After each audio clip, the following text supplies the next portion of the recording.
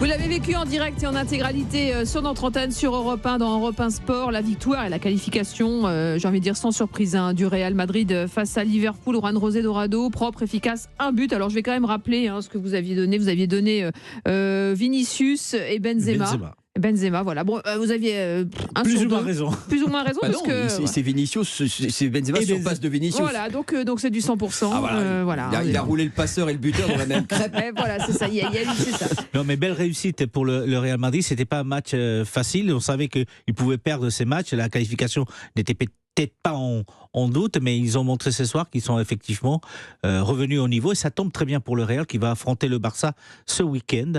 Un Real qui était un peu en difficulté ces dernières semaines, mais qui, avec ce résultat, fait le plein de confiance. Voilà, plein de confiance pour nos amis madrilènes. Grégory Schneider.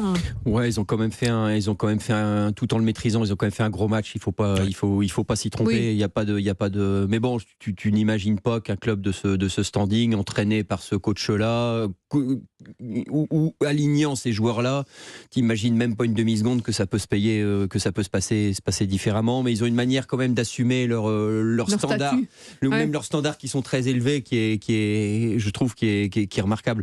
Parce que s'ils avaient laissé un peu d'espace, Liverpool pouvait quand même vivre une toute autre soirée. Mais ils les ont pas laissés. On a tout eu. On a eu la maîtrise technique, on a eu l'intensité physique, on a eu la hargne, on a eu la classe, on a eu le match de Camavinga quand même fera date, parce que je suis pas loin de penser. Je suis pas loin de penser qu'il a un peu survolé le concours, et compte tenu des gens qu'il y a sur le terrain, il faut quand même se poser la question du joueur qu'il est devenu. Voilà. C'est quand même mieux qu'au poste de latéral. Cédric Chasseur. Oui. Ah oui, il est content.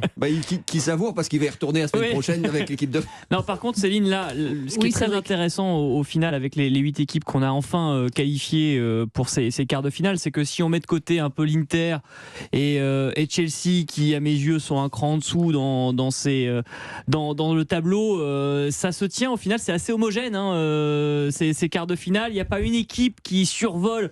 Il faut mettre de côté le gros score de City hier face à Leipzig, mais il n'y a pas une équipe qui est ultra favorite par rapport à toutes les autres. Mais même parmi ceux que vous avez cités, l'Inter un peu derrière, mais Chelsea ils peuvent trouver une équipe d'une minute à l'autre, puisqu'ils ont 55 joueurs à l'entraînement. Ils ont trop de schémas.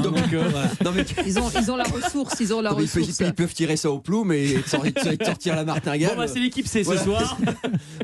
Et donc Naples qualifié aussi avec un 3-0. Du coup, ça nous fait des quarts de finale.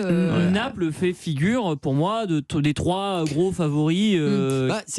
Favoris, on se dit à un moment donné, ils vont manquer d'expérience, ils vont manquer de ceci, cela. Mais pour l'instant, depuis 6 mois, ce qu'on a vu de mieux, c'est Naples. Mais après. Là, on va commencer à parler d'autre chose. Là. Voilà. Ça tombe bien, ça nous promet de belles soirées sur Europe.